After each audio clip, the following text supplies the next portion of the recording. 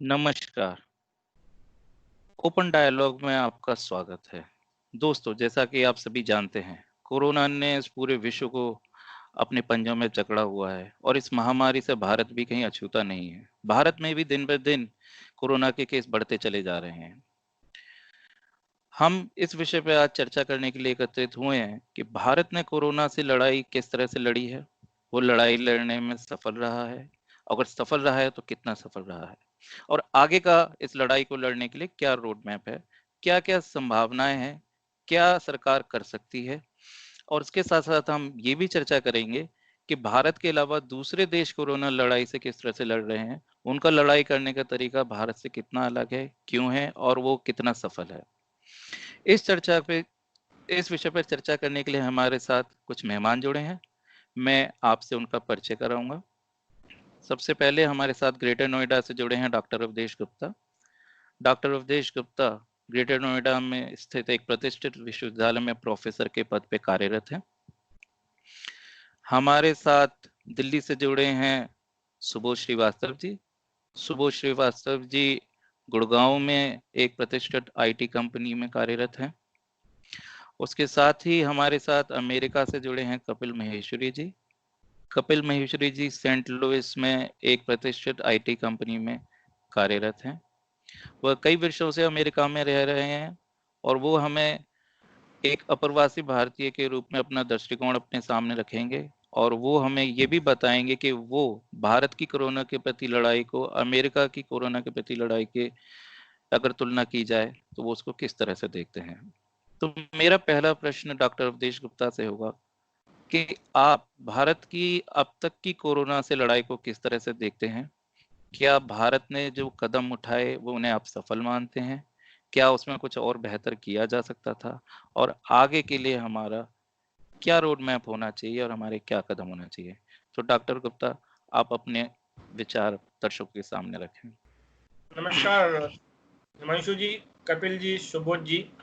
पहले तो बहुत बहुत आभार, आपने इतना बढ़िया कार्यक्रम आयोजित किया है और ऐसे विषय पर चिंतन करना, ऐसे विषय पर मंथन करना जिसने पूरे विश्व को अपनी चपेट में ले रखा हो। एक महामारी के रूप में कोरोना ने जो संकट पैदा किया है उस पर हम विचार विमर्श करें और एक समाधान की तरफ अग्रसर होकर एक ऐसा चिंतन करें कि करना क्या है जब पूरा विश्व इस चपेट में आ रखा है और हम सब लोग बहुत चिंतित हैं। बातचीत का प्रारंभ मैं इस प्रकार से करूंगा कि 2019 में जब इस पेंडेमिक के बारे में लोगों को अवगत हुआ और थोड़ी बहुत चिंता होना प्रारंभ हुआ, पूरे विश्व ने इसको बहुत गंभीरता से नहीं लिया। मैं एक डेट सीक्वेंस आपके साथ शेयर करता हूं। भारत के पर्सपेक्टिव पर इंडिया ने किस प्रकार से इस समस्या को समझने का प्रयास किया, समाधान की बात हम बाद में कर सकते हैं। और इसके लिए मैं आपको एक रेफरेंस भी देना चाहूंगा। एक वेबसाइट है जो ऑक्सफोर्ड यूनिवर्सिटी के कुछ रिसर्चर्स ने बनाई है, अवर वर्ल्ड इन डेटा, और there are 6 different parameters of evaluation over there now. जैसे स्कूल्स खोलने को लेकर, जैसे लॉकडाउन को लेकर, जैसे सेंसेक्स और मार्केट को बंद करने को लेकर, जैसे इकोनॉमी को पर्सपेक्टिव को लेकर, और वो 6 पैरामीटर्स के आधार पर जो बातचीत हुई है भारत के पर्सपेक्टिव में, इंडिया के पर्सपेक्टिव में, तो हम पाते हैं कि उन्होंने बहुत क्लैरिटी के साथ ये कहा है कि India was leading a good way in the very beginning. Bharat ने बहुत ठीक से शुरुआत की। ग्लोबल स्टैंडर्ड्स में देखा जाए तो some decisions were taken quite timely, लेकिन बाद में क्या हुआ इस चर्चा के दौरान इस पर बात कर सकते हैं। 17 जून को इंटरनेशनल एयरपोर्ट्स, जितने भी इंटरनेशनल ट्रैवलर्स थे, पैसेंजर्स थे, उनकी स्क्रीनिंग शुरू कर दी गई। और कमाल की बात यह, तब तक भारत के एक भी केस रिपोर्ट नहीं किया गया था। उसके बाद इमीडिएटली गवर्नमेंट ऑफ इंडिया ने N95 और PPE किट और जो इंफ्रास्ट्रक्चर की बहुत जरूरी चीजें हैं, दवाएं हैं, उनको बैन कर दिया भारत से बाहर जाने के लिए। 30 जनवरी को पहला इंडिया का केस रिकॉर्ड किया गया, रजिस्टर किया गया। और उसके बाद फिर जितने लोगों की ट्रेवल हिस्ट्री थी चाइना के साथ, चाइना ट्रेवल किया था, ऐसे लोगों को सबको आइसोलेट किया गया, उनको आइडेंटिफाई किया गया, स्क्रीन किया गया और फिर बहुत मेजर स्टेप्स लिए। 3 फरवरी को गवर्नमेंट ऑफ इंडिया ने जितने भी चाइना बेस्ड ई वीजाज थे और चाइना के साथ जितने और डिफरेंट डिप्लोमेटिक और इश्यूज थे जहां पर मूवमेंट्स हो रहे थे, उन सबको सस्पेंड कर दिया। 22 मार्च को पहली बार प्रधानमंत्री मोदी ने जनता कर्फ्यू लगाया और वहां से शुरुआत हुई एक मेजर मूवमेंट की। मैं कहूंगा कि भारत सरकार ने पहली बार ये वो डेट थी जब गंभीरता के साथ देश को एकत्रित करने का प्रयास किया गया और पूरी मोबिलाइज करने का प्रयास किया गया। और जनता कर्फ्यू के दौरान प्रधानमंत्री मोदी ने इस समस्या की गंभीरता को भी बहुत स्पष्टता के साथ जनता के बीच रखा। 24 मार्च को रात को 8 बजे लॉकडाउन की घोषणा कर दी गई और उसके बाद एक नई यात्रा शुरू हुई। और उसके बाद कई अफ्रीकन कंट्रीज ने, हमारे आसपास के देशों ने, मॉरिशस ने और कई यूरोप के कंट्रीज ने भी धीरे धीरे करके लॉकडाउन करना प्रारंभ किया। अभी तक मुझे जहां तक सूचना है, कपिल जी इसको स्पष्ट कर सकेंगे, अमेरिका अभी भी लॉकडाउन के बारे में मुझे लग रहा है बहुत गंभीरता के साथ कार्य नहीं कर रहा था और उसके बाद ये समस्या प्रारंभ हुई। अब मैं बहुत शीघ्रता के साथ, समय कम है, अन्य पैनलिस्ट हमारे प्रतीक्षा में हैं, मैं एक बात कहना चाहता हूं जो मेरा अपना पर्सपेक्टिव है। अभी तक पूरे देश में, देश की जनसंख्या है 135 करोड़, टेस्टिंग हुई है लगभग 45 लाख लोगों की। 45 लाख लोगों में से 2 लाख तकरीबन 40,000 केस जो हैं अभी तक डिटेक्ट हुए हैं। यानी कि अगर आप देखें तो लगभग 5% केसेस जो है वो कोरोना डिटेक्टेड पाए गए हैं। उन 2,75,000 में से लगभग 50% केस क्योर हो गए, बाकी सब एक्टिव केसेस में हैं। अब बात यह है कि केवल क्या ये 5% केसेस ही कोरोना प्रॉब्लम में है, इन्हीं को केवल कोरोना हुआ है क्या? बात ऐसा नहीं है। अगर ध्यान से देखा जाए तो 135 करोड़ में, चूंकि हमारा टेस्टिंग रेट बहुत स्लो रहा है, तो हम केवल 40 लाख लोगों को टेस्ट कर पाए। अगर उसके आधार पर, परसेंटेज के आधार पर देखा जाए तो पूरी दुनिया, पूरे भारत का अगर डेटा देखा जाए तो लगभग 5%, 40 लाख में से 2.5 लाख लोग। तो इसका मतलब रहा पूरे 135 करोड़ में से कितने लोग आएंगे? मोटे मोटे तौर पर मुझे लगता है कि 40 लाख 4 करोड़, लगभग। प्रोफेसर साहब, मैं एक बात यहाँ पर कहना चाहूंगा, माफ करना मैं आपकी बात यहाँ पर रोक रहा हूँ। जी जी बिल्कुल। कि ऐसा आपका कहना सही है कि जो हमारा रेशियो रहा है, या जो भी सक्सेस रेशियो जिसको कहना चाहिए, कि आपने जितनी टेस्ट किए उसमें से कितने टेस्ट पॉजिटिव आते हैं, उसका आप रेशियो निकालते हैं। लेकिन यहाँ आपको एक बात और, एक फैक्टर और ध्यान करना पड़ेगा कि आप टेस्ट उन्हीं लोगों का करते हैं जिनको कोई ना कोई समस्या होती है या जिनकी कोई हिस्ट्री रही होती है ऐसे व्यक्ति के संपर्क में आने की जो कोरोना संक्रमित रहा हो, या उसके अंदर कोई इस तरह के लक्षण हो कि जो कोरोना पेशेंट में होते हैं। तो अगर आप सभी लोगों को, स्वस्थ लोगों को भी उसमें काउंट कर लेते हैं, तो शायद वो रेशियो बहुत कम आएगा, वो उतना रेशियो नहीं आएगा जो रेशियो आप बता रहे हैं या इस समय जो रेशियो हम देख रहे हैं। तो ये एक फैक्टर मुझे लगता है ध्यान में देना चाहिए। और इसी के साथ में अब कपिल जी की ओर जाना चाहूंगा इस बात को आगे बढ़ाने के लिए। कपिल जी, अवधेश जी ने एक बात कही कि भारत ने बहुत ही समय रहते, इवन जब भारत में एक भी कोरोना का केस नहीं था, बहुत सारे कदम उठाने शुरू कर दिए थे। और जैसे ही कोरोना बहुत ही आरंभिक अवस्था में था, उसी समय ही लॉकडाउन की घोषणा कर दी गई। हालांकि इसका बहुत बड़े स्तर पर विरोध भी हुआ, इसकी वजह से बहुत सारे आर्थिक और दूसरे तरह के प्रभाव हुए, बहुत सारे के जनजीवन पे प्रभाव, बहुत सारे लोगों की नौकरियों पे प्रभाव पड़ा, बहुत सारे लोगों के रोजगार पे प्रभाव पड़ा, यहाँ तक कि खाने पीने की समय और दूसरी तरह की समस्याएं जो आई, जिनके बारे में हम विस्तृत चर्चा बाद में करेंगे।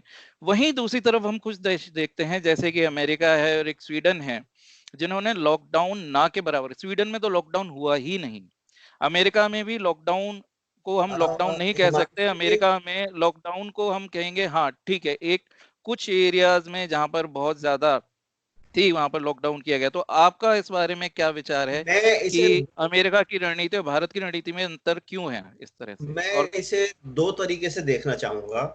हिंदुस्तान में लॉकडाउन जल्दी हो गया, बहुत सराहनीय कदम है, उसमें कोई दो राय नहीं है। अब देखिए, जब लॉकडाउन कहते हैं तो दो तरह की चीजें होती हैं।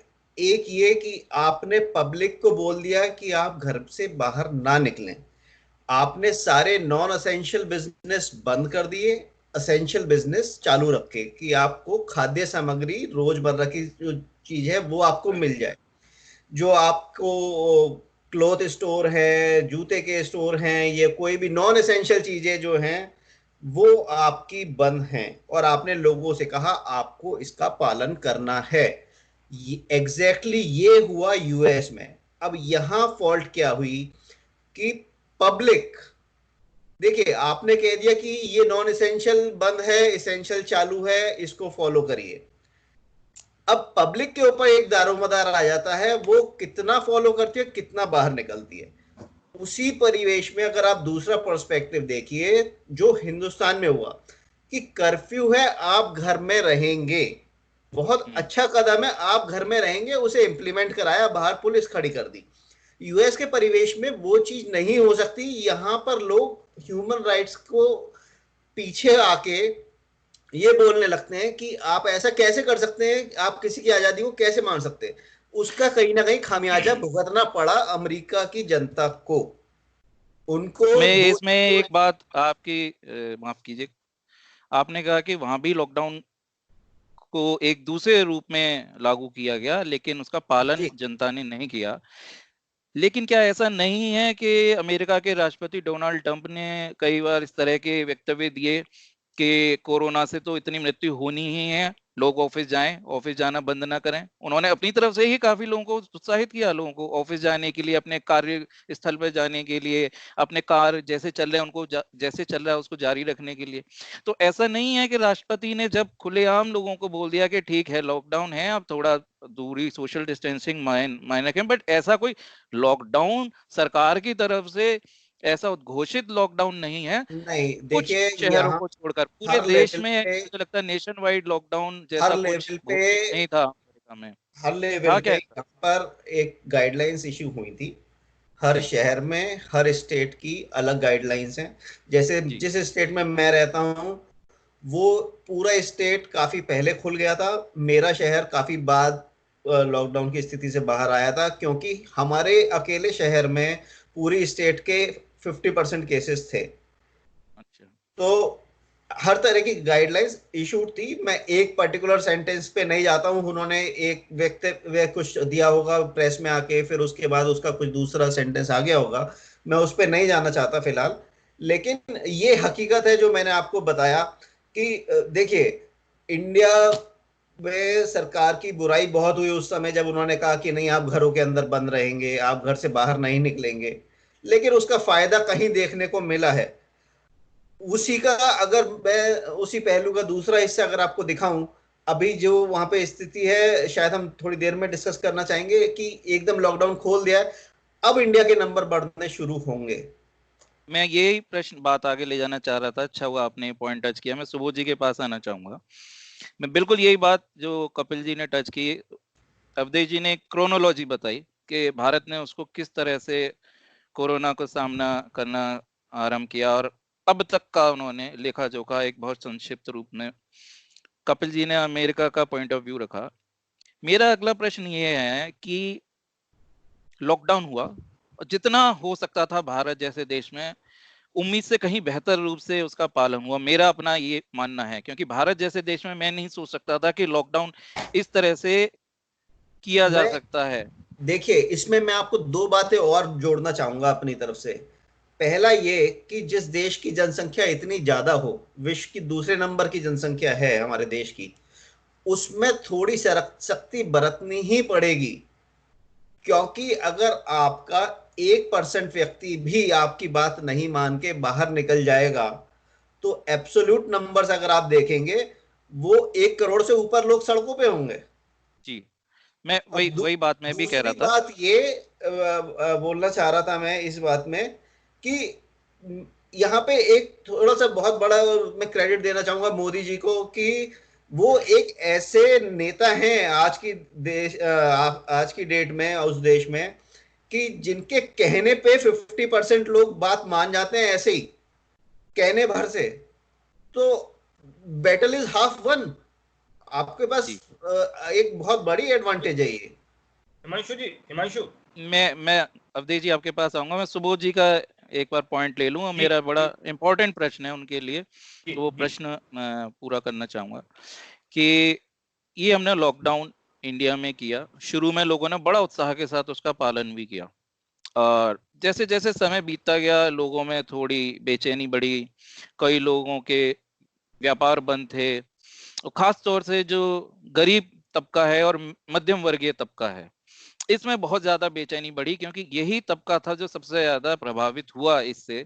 और कई लोग तो मध्यम वर्गीय परिवार में ऐसे हैं कि जिनके यहाँ तक ऐसी स्थिति आ गई कि उनके यहाँ, मध्यम वर्गीय परिवार की मैं बातें कर रहा हूँ, कि उनके यहाँ भी खाने पीने की, किसी लोगों की वेतन कट गए, कुछ लोगों की नौकरियां ही चली गई, कुछ लोगों के छोटे छोटे व्यापारी हैं जो महीने का व्यापार करते हैं, उनका अगर 2 महीने व्यापार बंद होता है तो आप समझ लीजिए उनका 1 साल का व्यापार खत्म हो गया, आप ऐसा समझ लीजिए। तो इस तरह की स्थिति आई, लोगों में बेचैनी बढ़ी, और धीरे धीरे लॉकडाउन में आपने 3.0 4.0 में धीरे धीरे आपने ढील, उसके बाद आप लोगों में इस तरह से देख रहे हैं कि लोग इस तरह से सड़कों पर निकल आए हैं कि जैसे कोई लॉकडाउन, कोरोना ही खत्म, लॉकडाउन खत्म हो गया तो कोरोना ही खत्म हो गया। जिन लोगों की मजबूरी है समझ में आता है। तो आपको ऐसा नहीं लगता है कि ये बहुत बड़ा खतरा बन चुका है और ये हमारे देश में कोरोना का विस्फोट आते देख रहे हैं आप नियर फ्यूचर में, इस जून जुलाई और अगस्त महीने, जो कि काफी लोग इसको काफी भारत की दृष्टि से बहुत सेंसिटिव बता रहे हैं निश्चित रूप कोरोना से की दृष्टि। निश्चित रूप से ये लॉकडाउन खुलने की वजह हमारी ये नहीं है कि कोरोना का खतरा हमारे सर से हट गया है। इसकी जी वजह फाइनेंशियल है। इतना जी ज़्यादा फाइनेंशियल इम्पैक्ट था इकॉनमी पर जी कि कोई और जी रास्ता था नहीं फिलहाल हम लॉकडाउन के साथ कंटिन्यू कर सकें। तो लोगों को ये समझना ज़रूरी है कि इस समय लॉकडाउन हटाया है तो दैट डजंट मीन कि हमारा कोरोना का खतरा नहीं है। और अगर वो घर से बाहर निकल रहे हैं तो सिर्फ ज़रूरी चीज़ों के लिए निकलें, ना कि सिर्फ इसलिए कि लॉकडाउन नहीं है और वो बाहर जा सकते हैं तो इसलिए बाहर निकलें, या 3 महीने से बंद हैं हम लोग तो इसलिए बाहर निकलें कि ज़रा सा मौका मिला हमें। तो डेफिनेटली, पर देन जब जिस तरह से हैंडल किया सरकार ने ये शुरू से लेकर अब तक, क्रोनोलॉजी अवधेश जी ने बताई, डेफिनेटली कोई और रास्ता नहीं था। और गवर्नमेंट्स के कंपैरिजन में हमने काफ़ी मैच्योरली हैंडल किया। इतना सारा इतनी बड़ी जनसंख्या होने के बावजूद बहुत मुश्किल काम था सबको कंट्रोल कर पाना और सबकी ज़रूरतों को इस दौरान पूरा कर पाना। मैं ये नहीं कहूँगा कि सब कुछ बिल्कुल परफेक्ट तरह से हुआ है या किसी को कभी कोई समस्या नहीं हुई इस दौरान।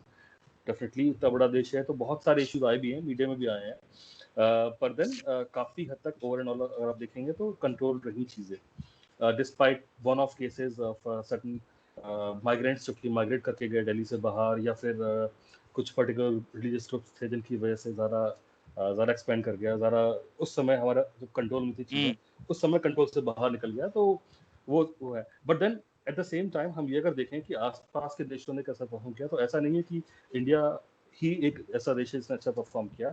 If you look at Japan ने काफ़ी अच्छा कंट्रोल कर किया है। उन्होंने तो लॉकडाउन भी नहीं किया पर उन्होंने ट्रैकिंग अच्छी की। कोरिया के लेवल पे अगर आप देखें तो कोरिया में मेडिकल फैसिलिटीज़ काफ़ी अच्छी थी, तो हैं, हमेशा से रही है। उन्होंने भी काफ़ी अच्छा हैंडल किया, वहाँ पे ज़्यादा नहीं बढ़ा है। डिफरेंट जो अप्रोचेस रही है देशों की, इसके बारे में कोई एक सिंगल अप्रोच हो नहीं सकती, क्योंकि आपको उस समय तक रिजल्ट्स ही नहीं मालूम थे, लोगों को मालूम ही नहीं था कि किस तरह से वायरस बिहेव करता है। आपको याद होगा कि शुरू में जब आया था तो उस टाइम पर there were different kinds of news going on different channels, जिस पे हमें मतलब अब हम देखते हैं परिप्रेक्ष्य में तो मालूम पड़ता है कि हाँ ये सब तो अफवाह थी या गलत था। तो किसी की एक स्ट्रेटजी नहीं थी कि ये स्ट्रेटजी आप फॉलो करो, और आप डेफिनेटली इसमें चाइना का भी मैं कहूँगा बहुत बड़ा योगदान रहा है, गलत योगदान नेगेटिव सेंस में रहा है, कि इनके पास ये नवंबर से इश्यूज आ रहे थे, इंस्टेंसेस आ रहे थे, they had this experience of handling this virus 4-5 महीने के लिए, तो they could have guided rest of the world in a much more mature way. उन्होंने वो नहीं किया, उन्होंने वो इन्फॉर्मेशन काफ़ी हद तक अपने पास छुपाई, जिन भी कारणों से छुपाई हो, पर उसकी वजह से काफ़ी नुकसान हुआ और देशों का। ये चीज़ जो ज़्यादा एफिशिएंटली हैंडल की जा सकती थी, उसमें हमने we had to take the approach of learning by error. अब स्वीडन जैसा देश है जहाँ पर मेडिकल फैसिलिटीज बहुत अच्छी हैं, लोगों का हेल्थ पर्सपेक्टिव से they are very good, so they took approach कि जहाँ पे उन्होंने कहा कि हम हर्ड इम्यूनिटी तरफ जाएंगे, हालांकि टोटल हर्ड इम्यूनिटी नहीं, बट देन पार्शियल उन्होंने लॉकडाउन किए, एक्चुअल लॉकडाउन नहीं किया। मैं हालांकि आपको मॉर्टेलिटी रेट अगर आप थोड़ा देखेंगे तो रोकूंगा यहाँ पर। ये आपने बड़ा अच्छा पॉइंट उठाया, हालांकि ये मैं प्रश्न बात के लिए रखा हुआ था, पर आपने इसको ऑलरेडी टच कर ही दिया है। आप थोड़ा हमारे दर्शकों को हर्ड इम्यूनिटी के बारे में बताएं कि हर्ड इम्यूनिटी क्या है और ये किस तरह से उसको स्वीडन ने क्या सोच रही है हर्ड इम्यूनिटी के बारे में, और ये क्या है हर्ड इम्यूनिटी एक्चुअली, किस तरह से काम करती है। सी कोई भी वायरस मतलब अपने जो नेचुरल उसका कर्व होता है, जब वो इन्फेक्ट करना शुरू करता है लोगों को, तो एक परसेंटेज ऑफ लोगों को जब अफेक्ट कर लेता है, उसके बाद वो आगे उन लोगों में उसके लिए प्रतिरोधक क्षमता बन जाती है। अब फॉर एग्जांपल आपको या किसी को कोविड ने इन्फेक्ट किया, भगवान ना करे, पर जी, अगर जी, जी। किया तो हमारी बॉडी में उसके लिए एंटीबॉडीज बन जाएंगी, नेचुरल प्रतिरोधक क्षमता है जो बॉडी की डेवलप हो जाएगी, जो कि हम अपने वैक्सीन के थ्रू भी ला सकते हैं, जो वैक्सीन पे काम चल रहा है, टाइम लगेगा उसमें। सो अगर एक certain percentage of people are infected by this virus, तो वो दोबारा उससे इन्फेक्ट नहीं होंगे किसी भी वायरस से। तो हर वायरस के लिए एक वो प्रतिशत अलग है। कोविड के लिए कितना है अभी तक किसी को नहीं मालूम, पर जी, किसी वायरस के लिए मे बी 50% लोग अगर इन्फेक्ट हो गए तो फिर वो आगे फर्दर इन्फेक्शन नहीं होगा, वो इन्फेक्शन नेचुरली वहीं पे रुक जाएगा। या मे बी इसके केस में, कोविड के केस में 70% हो कि 70% लोग इन्फेक्ट हो गए तो इसके आगे फर्दर इन्फेक्शन अपने आप ही नहीं होंगे, नेचुरली रुक जी, जाएगा। सो वो, पर देन हमें मालूम नहीं कि ये वायरस कितना घातक है, या फिलहाल हम जो मोर्टेलिटी रेट देख रहे हैं वो भी काफी डिफर करते हैं। अगर आप देखेंगे तो पर मिलियन मोर्टेलिटी रेट जहाँ पर 600 की संख्या में जा रहा है कुछ देशों में, जैसे कि यूरोप के देश हैं या अमेरिका है, वहीं इंडिया में अगर आप देखें तो 4.7 पर मिलियन मोर्टेलिटी रेट। तो देयर इज अ जी। Vast difference in data, we are yet to, अभी हमें एनालाइज करना है डेटा, अभी सारे निष्कर्ष सामने भी नहीं आए हैं। तो हाँ, पर फिर भी कुछ देशों की ये अप्रोच रही है कि इस लॉकडाउन करने के बजाय वो अपनी इकोनॉमी खुली रखेंगे और प्राकृतिक तत्व क्षमता के थ्रू, हर्ड इम्यूनिटी के थ्रू इससे मुकाबला करेंगे इसका। तो चलिए, बहुत अच्छा पॉइंट आ गया आपका यहाँ पर।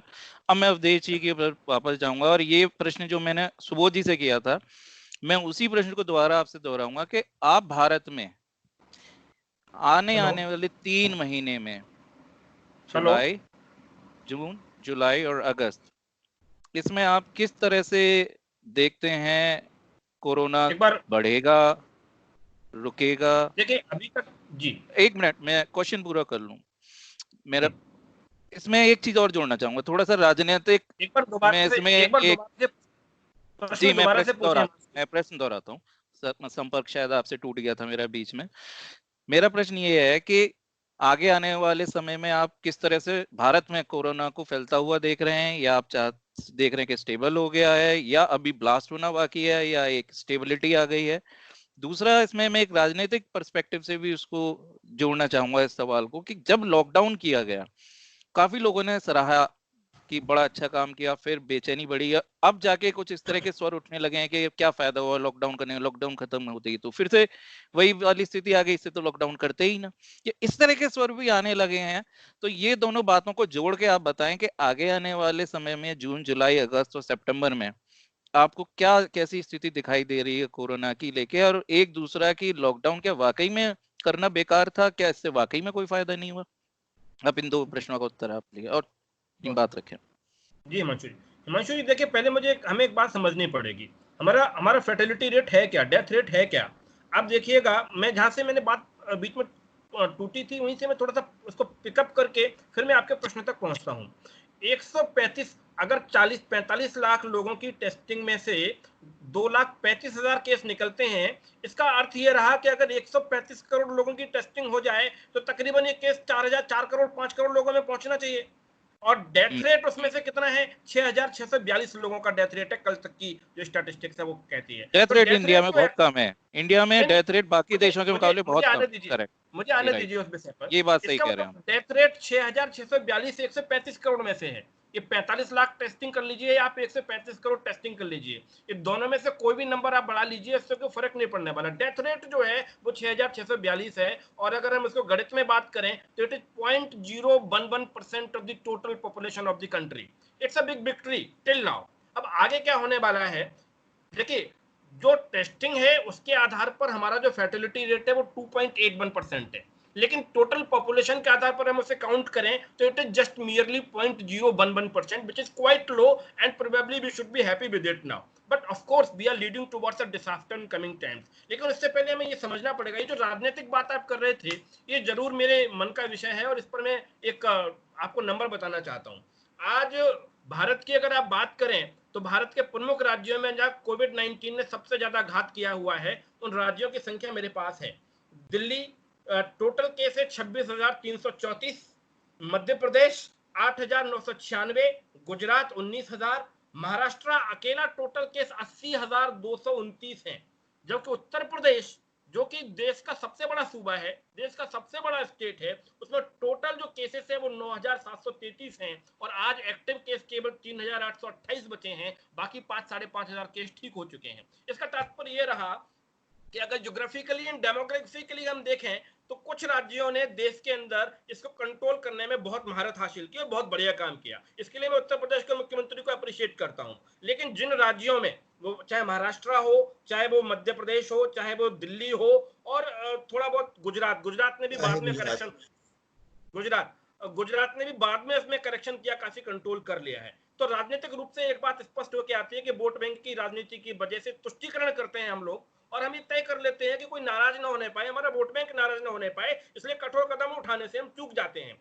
और जब कठोर कदम उठाने से चूकते हैं तो उसका खैमेजा पूरे देश को भुगतना पड़ता है, और पूरे देश को ही नहीं, पूरे विश्व को, पूरी मानवता को भुगतना पड़ता है।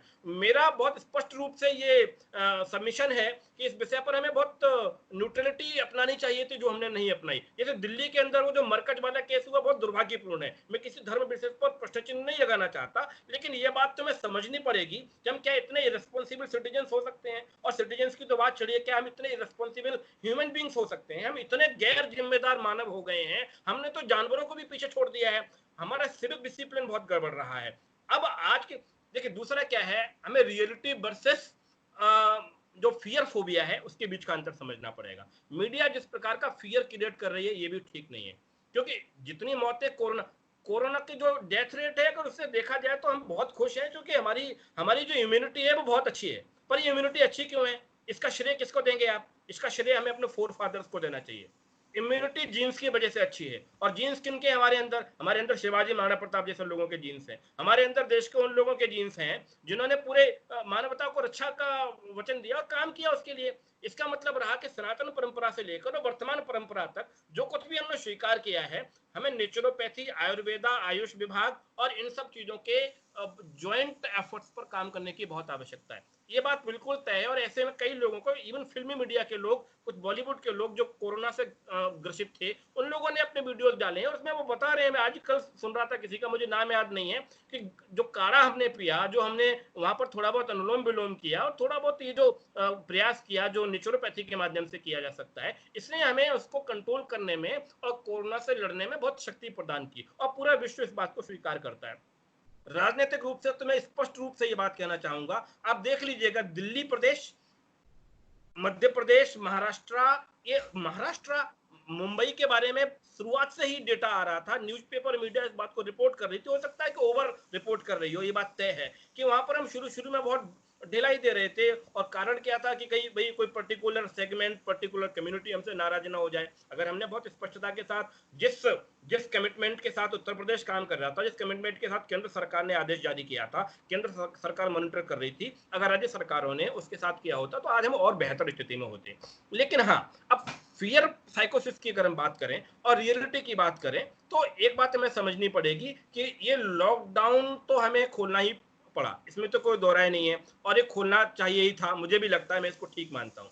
हाँ, कुछ प्रोविजंस हमें, social distancing, mask and sanitisers and all, those all initiatives which are required effectively for the purpose of control, वो हमें अपनाने पड़ेंगे और हमें अपनाने भी चाहिए। लेकिन इसके साथ साथ हमें एक बात समझनी पड़ेगी, ये देश और अमेरिका के बीच बहुत बड़ा अंतर है। हमारा ज्योग्राफिकल, हमारा डेमोग्राफिकल रेशियो अलग है। हमारे पास जितनी जगह, अमेरिका की जनसंख्या हमसे 1/5 है लगभग, और जगह उनके पास 6 गुनी ज्यादा है, 5 गुनी 6 गुनी है। तो अगर देखा जाए तो पर कैपिटा फर्क जो है एक अमेरिकन सिटीजन और इंडियन सिटीजन में 30 गुने का है, 1:30 का है पर कैपिटा डिफरेंस जो है, कम से कम, लगभग, बल्कि उससे भी ज्यादा प्रॉस्पेरिटी की स्थिति है वहां पर। हमारे यहाँ कहीं ऐसा ना हो, कोविड से तो 5,000 लोग मरे हैं, 6,000 लोग मरे हैं, लेकिन अनएम्प्लॉयमेंट और इकोनॉमिक की हालत इतनी ज्यादा, अभी हम रिसेशन के लास्ट स्टेज पर पहुंच गए हैं, धीरे धीरे डिप्रेशन की तरफ बढ़ रहे हैं। कि डिप्रेशन हमें कैसे रोकना है, और कोविड-19 के साथ 2 तरीके हैं, मैं बार बार कहता हूँ 2 तरीके। पहला तरीका तो ये है सोशल डिस्टेंसिंग, और जो स्टैंडर्ड्स, जो ग्लोबल स्टैंडर्ड्स इसे हुए हैं, उन प्रैक्टिसेस को हम अडॉप्ट करें और फॉलो करें। दूसरा जो सबसे बढ़िया तरीका है वो ये है कि हम अपनी इम्यूनिटी को और स्ट्रांग करें। कारण क्या है ये जी हिमांशु, मैं आपसे थोड़ा माफी चाहता हूँ। जी जी जी, प्रश्न मेरा इसको लेकर था कि जून, जुलाई, अगस्त और सितंबर माह में आप भारत में कोरोना की स्थिति को कैसा पाते हैं? आपका क्या एनालिसिस है कि ये बढ़ेगा, काफी तेजी से बढ़ेगा? क्योंकि पिछले 4-5 दिन या एक हफ्ते में के अगर मैं डेटा पर जाऊं तो जो प्रतिदिन कोरोना संक्रमित व्यक्तियों की संख्या है वो काफी तेजी से बढ़ी है, जबकि हम टेस्ट उतनी नहीं करा पा रहे हैं। उसके बावजूद जो प्रतिदिन कोरोना संक्रमित व्यक्ति जो हमारे यहाँ पाए जा रहे हैं, डिटेक्ट हो रहे हैं, उनकी संख्या बहुत तेजी से बढ़ी है। कपिल जी शायद इस सवाल को लेना चाहेंगे, तो मैं कपिल जी की ओर। मैं इसमें आपसे कुछ चीजें बताना चाहता हूँ। पहला ये कि जून, जुलाई, अगस्त इसमें केसेस बढ़ेंगे। क्यों बढ़ेंगे उसका कारण मैं आपको बता देता हूँ। एक, लॉकडाउन खुला है, जैसा आपने बोला था कि जो निम्न वर्गीय परिवार है, जो मध्य वर्गीय परिवार है, उनकी स्थिति अब ऐसी आ चुकी है, जब तक करेंगे नहीं वो खा नहीं पाएंगे जी। तो उसके लिए वो बाहर निकलेंगे। जब बाहर निकलेंगे तो संपर्क में आएंगे, और जिससे संपर्क में आ रहे हैं वो संक्रमित हो सकता है। जब ऐसी स्थिति बनती है तो उस केस में बहुत लाजमी है। दूसरा ये कि अब इंडिया में मानसून का सीजन आने वाला है, और ये वायरस वगैरह जो होते हैं ये वेट वेदर में, ये वेट एनवायरनमेंट में ज्यादा प्रॉस्पर करते हैं। तो ये दो कारण मेरे को लगते हैं कि नंबर्स एकदम से बढ़ते हुए दिखाई देंगे। और एक बात और इसमें एक चीज और जोड़ूं, इसके साथ साथ आप ये भी देखें कि हमारा ये एक हिस्ट्री रही है भारत में, खासतौर से साउथ, वेस्टर्न और ईस्टर्न कोस्ट पर बाढ़ों की स्थिति काफी रहती है इस मॉनसून सीजन में। बाढ़ का प्रकोप एक हमें दूसरी तरफ से मारने की आशंका बाढ़ का रहती है, ऐसा। प्रकोप से पहले हमने 2 साइक्लोन भी देख लिए हैं, और जब साइक्लोन होते हैं तो आप कई लाख लोगों को वहां से इवैक्यूएट करके एक साथ जी, रखते हैं, तो वहां तो पे आप वो सोशल डिस्टेंसिंग की बिल्कुल बात कर ही नहीं सकते। कर ही नहीं वो सकते। सोशल जी, डिस्टेंसिंग वहां पे वो आप इम्प्लीमेंट नहीं कर सकते, क्योंकि अगर आप सोशल डिस्टेंसिंग वहां पे करेंगे तो आप अपने लोगों को आप साइक्लोन में खो देंगे। जी। कोरोना तक तो वो पहुंच ही नहीं पाएंगे, वो पहले ही साइक्लोन में निमट तो जाएंगे। हमारे सामने कई इस तरह की स्थितियां आएंगी कि हमारे सामने इस तरह का चुनाव रहेगा कि हम कोरोना से निपटें या दूसरी जो बड़ी आपदा हमारे सामने आई है उससे निपटें, देखिए, क्योंकि कहीं ना जब कहीं आपको जान एक ट्रेड ऑफ करना ही पड़ेगा इसके बीच जब में। जान सामने होती है, जी जी। ठीक है, जब जान आपकी सामने होती है तो जो सबसे पहले आपकी जान को खतरा है आप उससे बचना चाहते हैं। सहमत हूँ। ठीक है ना, कि पहले इस चीज से तो बच जाऊं, इससे बच जाऊंगा तब दूसरा खतरा जो उससे निपट लूंगा। देखिए, अब मैं दूसरा विषय सुबोध जी की तरफ जाऊंगा, फिर गुप्ता जी आपकी तरफ आऊंगा। मैं प्रोफेसर साहब, मैं एक दूसरा ही एक विषय जो कोरोना से संबंधित है भी और नहीं भी है, क्योंकि समय हमारे पास बहुत कम है, हम बहुत ज्यादा सब चीजें कवर नहीं कर पाएंगे आज।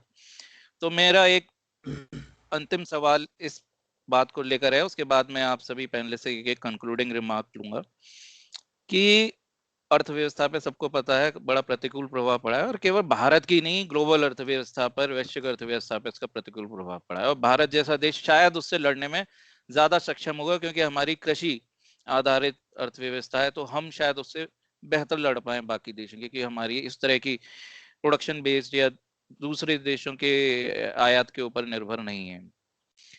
एक बात इस तरह की चलकर आ रही थी शुरू में कि भाई चाइना से ये वायरस निकल कर आया है, और चाइना और वर्ल्ड हेल्थ ऑर्गेनाइजेशन ने इस तरह का उनका रोल रहा है इसके अंदर, कि काफी वैश्विक शक्तियां, बड़ी बड़ी वैश्विक शक्तियां जैसे कि यूएस, फ्रांस, यूरोपियन यूनियन, सब भी शक्तियां चाइना से नाराज हैं, और वो काफी उनसे धीरे धीरे वो उसके ऊपर अपनी reliability as a, because China as you know कि सप्लाई चेन का सबसे बड़ा रिसोर्स, या आप कह सकते हैं उत्पादन की सबसे बड़ी मंडी है विश्व की। तो सारे विश्व की सबसे बड़ी बड़ी कंपनियां वहां अपना उत्पादन या तो स्वयं करती हैं या करवाती हैं वहां से। ठीक है, तो बात ये चली थी कि भाई अगर चाइना नहीं तो कौन? तो भारत। उसके बाद भारत ही दूसरे नंबर की सबसे बड़ी, क्योंकि भारत का बाकी देशों के साथ संबंध बहुत अच्छे हैं, यहाँ पर डेमोक्रेसी है, यहाँ पर कुछ उस तरह की प्रॉब्लम नहीं आती है। बट फिर भी हम देखते हैं कि जब मोदी जी 2014 में पहली बार उनकी सरकार बनी थी, उन्होंने बहुत अच्छा विजन उन्होंने हमें दिया था। उन्होंने काफी सारी स्कीम भी स्टार्ट करी थी, लाइक मेक इन इंडिया, ठीक है, stand up India, smart city, सब कुछ करने के बाद भी हम उस तरह की सफलता उस चीज में नहीं ला पाए जैसी सफलता की हमें उम्मीद थी। तो आपको क्या लगता है कि हम इस अवसर का पूरा फायदा उठा पाएंगे, या हमें फिर भी उस तरह के प्रतिरोध का सामना करना पड़ेगा और हम उसका पूरा लाभ नहीं उठा पाएंगे और हम अभी भी उत्पादन मंडी बनने की अवस्था में नहीं है? हालांकि मैं चाहता हूं इस पर हम एक पूरा प्रोग्राम अलग से करें और हम पूरा विस्तृत डिस्कशन करें, बट क्योंकि ये कोरोना से संबंधित है और मैं उसको एक अपॉर्चुनिटी के रूप में देखता हूं, पर मैं ये भी, मेरा एक डर है कि हम उस अपॉर्चुनिटी को कहीं ना कहीं लूज करेंगे, हम उसको कैपिटलाइज नहीं कर पाएंगे। उसके बहुत सारे कारण हो सकते हैं जिसपे हम विस्तृत चर्चा करेंगे। सुबोध जी, आपका क्या विचार है इसके ऊपर? मुझे लगता है बीच में आपका देखिए संपर्क कट गया था, बट आई थिंक आपके पास सवाल मेरा पहुंच गया होगा। हाँ बिल्कुल। सो देखिए, पूर्णतः तो फायदा शायद हम ना उठा पाए इसका, और फिर हमें ये भी ध्यान रखना चाहिए कि अगर चीन मैन्युफैक्चरिंग हब बना है तो 2-4 साल में नहीं बना है, बहुत टाइम लगता है सब पूरी इंडस्ट्री सेटअप करने में। शुरू में प्रोडक्ट्स उनके प्रोडक्ट्स में भी वो रिफाइनमेंट लेवल नहीं, जो कि हम भी एक्सपेक्ट नहीं कर सकते कि हमारे प्रोडक्ट्स में भी हो शायद। तो समय लगेगा सब कुछ बढ़ने में, डेवलप करने में। एग्जिस्टिंग सर्कमस्टांसेस हमारे देश में काफी काम हुआ है, पर स्टिल अभी बहुत कुछ है जो हो सकता है। बड़ा देश है, सब कुछ यहाँ पे एक अलग ही स्केल पे होता है। तो और फिर डेमोक्रेसी होने की वजह से जो हमारे फायदे हैं, साथ ही कुछ नुकसान भी है। तो जी जी जी, लेबर मैं यही लॉस हैं आना चाहता था, आपके, बिल्कुल वो मैं यही उनमें पॉइंट। सुधार। हाँ जी जी। जी, सो इसके बात साथ पूरी ही करें अपनी। हम अगर देखें तो अगर हम ये कह रहे हैं कि हमें एक बड़ी इकोनॉमी होने का फायदा मिलेगा, या हमारे नेविगेशन रूट्स, हम we are connected to rest of the world in a much more efficient way. पर साथ ही अगर हम देखें कि कई और छोटे देश भी हैं जो चाइना के होने के साथ ही उतना ही अच्छा कर रहे हैं, ऑलरेडी कर रहे थे।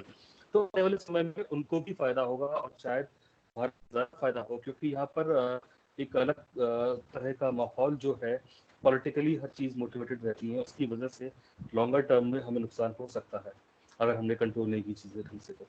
तो देश जैसे कि इंडोनेशिया है, वियतनाम है, फिलीपाइंस हैं, या तो इन देशों को ज्यादा फायदा होगा डेफिनेटली। भारत को भी कहीं ना कहीं फायदा होगा, समय लगेगा, 3-4 साल का समय कम से लगेगा जॉब से वापस आने में। अभी तो पूरे वैश्विक स्तर पे मंदी ही है, तो धीरे धीरे चीजों को वापस बिल्डअप करना पड़ेगा। यस, आपने सही कहा कि एग्रीकल्चर बेस्ड इकोनॉमी होने का फायदा मिलेगा, शायद मानसून भी इस साल ठीक ही रहे। तो हाँ, इट्स बहुत सारे फैक्टर्स हैं, पर मुझे कहीं भी ये अंदेशा नहीं है कि देश को फायदा नहीं होगा। फायदा होगा, शायद उतना ना हो शॉर्ट रन में, लॉन्गर रन में डेफिनेटली होगा।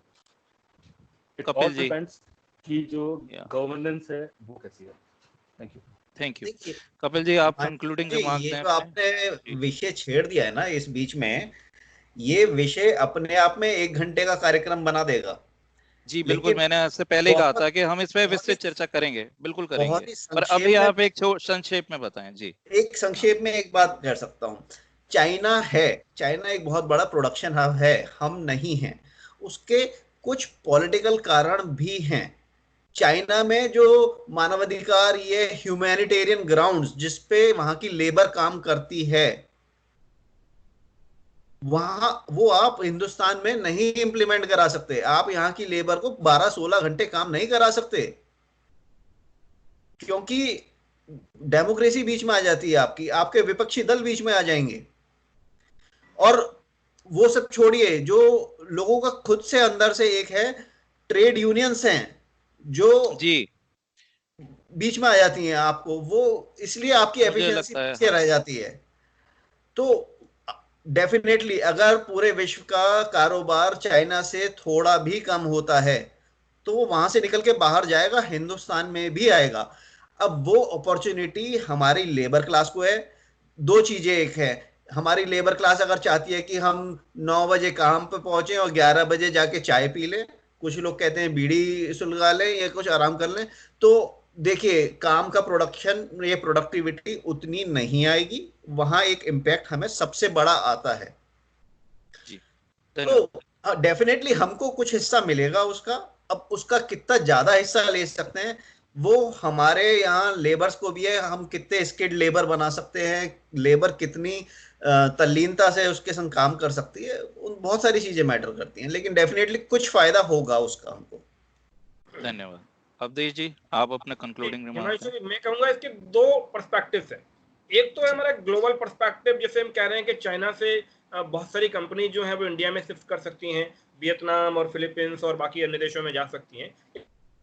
Advantage for them because we are a customer oriented economy. दुनिया का सबसे बड़ा कस्टमर बेस हमारे पास है और इन कंपनीज को ये बात पता है। अब वियतनाम में प्रोडक्शन करिएगा, फिर बाद में उसे ट्रांसपोर्ट करके इंडिया में लाइए कस्टमर को बेचने के लिए। इससे अच्छा यही है कि प्रोडक्शन भी इंडिया में करिए और कस्टमर बेस भी इंडिया में ढूंढ लीजिएगा। अब ये सरकार के ऊपर निर्भर करता है और ये प्रश्न चिन्ह है, क्योंकि सरकार अभी तक इस मामले में बहुत पॉजिटिव अप्रोच नहीं दिखा पाई है और अभी तक हमारे पास बहुत अच्छे आउटकम्स नहीं है। लेकिन हम ये उम्मीद करते हैं, we hope this time that this time the Modi government will take care of it now.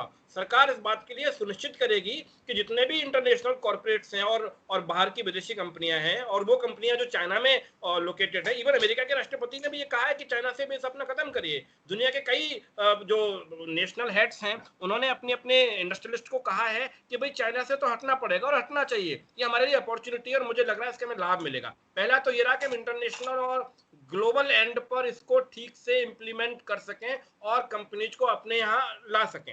लेकिन दूसरा एक और भी है, प्रीडोमिनेंटली अभी तक हम अर्बन सिविलाइजेशन पर बेस्ड थे और अर्बन डेवलपमेंट पर बेस्ड थे, और यही हम सबसे बड़ी गलती कर रहे थे।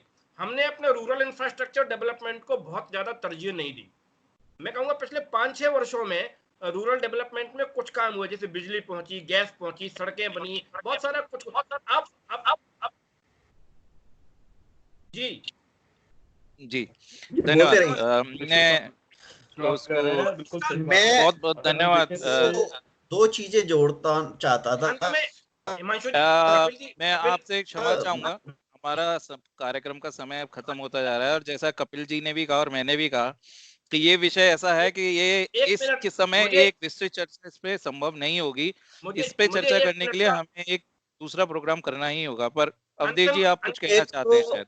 जी अंतिम 1 अवधेश मिनट का समय। हमें हमें जी, समस्या की हमने समस्या क्यों हुई इस पर चर्चा नहीं की, उन्हें समाधान पर चर्चा की है। मूलभूत रूप से मैं एक ही बात कहूंगा कि जितने भी दुनिया में एपिडेमिक्स आ रहे हैं, जितने भी फ्लू आ रहे हैं, उनका कारण जानने की कोशिश करनी चाहिए। और कारण उनमें मैं एक रूप से जानता हूं कि हमारा जो खान पान और हमारा जो नेचर के प्रति जो व्यवहार है प्रीडोमिनेंटली बहुत बड़ी प्रॉब्लम है। इसका मतलब ये रहा कि नेचुरोपैथी, आयुर्वेद, शाकाहार और मानवता के साथ जुड़ने के जो प्रयास किए जाने चाहिए उनसे हम दूर हो गए थे। पुनः हमें अपने आप को रिलोकेट करना पड़ेगा, रिस्ट्रक्चर करना पड़ेगा, प्रकृति के करीब जाना पड़ेगा, और इसके आधार पर भी हम बहुत कुछ कंट्रोल कर सकते हैं। और दूसरा ये रहा कि जो सिविक डिसिप्लिन है उस पर काम करने की जरूरत है। सिविक डिसिप्लिन मतलब संस्कार निर्माण। इसी के साथ मैं अपनी बात समाप्त करता हूँ। धन्यवाद। मैं धन्यवाद। 3 पॉइंट टच करूंगा बहुत ही संक्षेप में, हार्डली आपका 1 मिनट लेते हुए।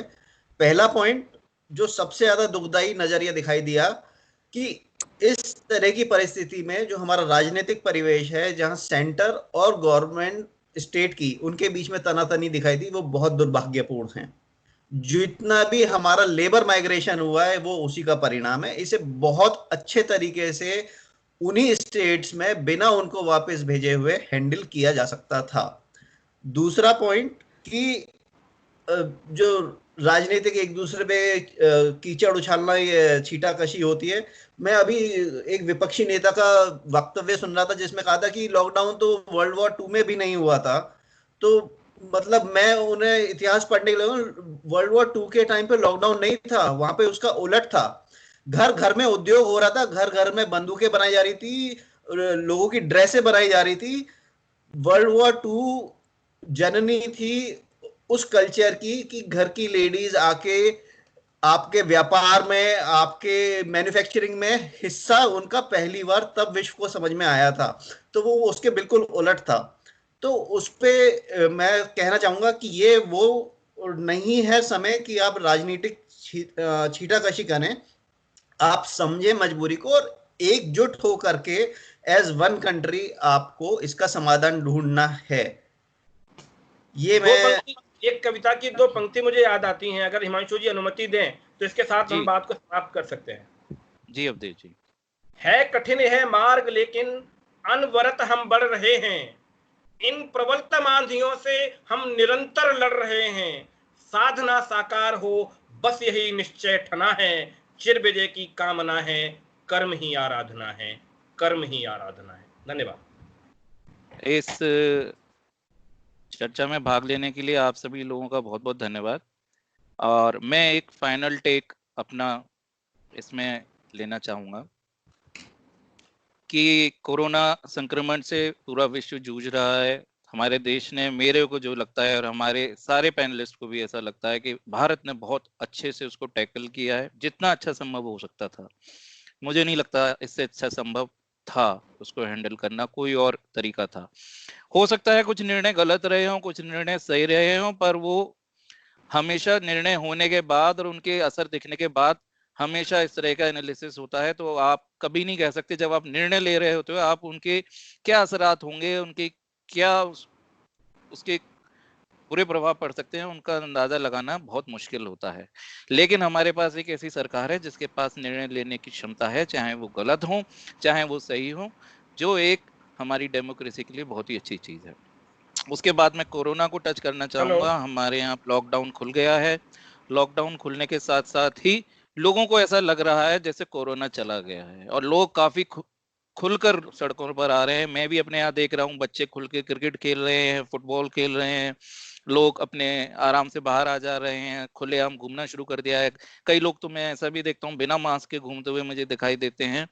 तो मुझे एक ऐसा डर लगता है कि हिंदुस्तान में, भारत में कोरोना महामारी अपना विकराल रूप अभी नहीं दिखा पाई है और कोरोना महामारी को अपना विकराल रूप दिखाना है। तो मैं अभी अपने सभी दर्शकों से हाथ जोड़कर विनती करता हूं कि लॉकडाउन गया है, कोरोना नहीं गया है, तो कृपया अब इस समय पहले से भी ज्यादा, लॉकडाउन के समय से भी ज्यादा सावधानी लेने की जरूरत है। अपना नहीं तो अपने घर में अपने बच्चों का और अपने बुजुर्गों का ध्यान रखें। ये उनके लिए बहुत अधिक घातक हो सकता है। और ऐसा नहीं है कि आप युवा हैं तो आपको कोरोना नहीं हो सकता या आपको ये दुष्प्रभाव अपने नहीं डाल सकता। आप इस प्रकार के वहम को अपने दिल से निकाल दें। ये किसी भी आयु वर्ग के स्वस्थ से स्वस्थ व्यक्ति पे अपना प्रभाव डाल सकता है। इसलिए कृपया करके सेफ रहें, सुरक्षित रहें, स्वस्थ रहें। इसी के साथ मैं अपना कार्यक्रम अंत करना चाहूंगा। धन्यवाद। नमस्कार। नमस्कार।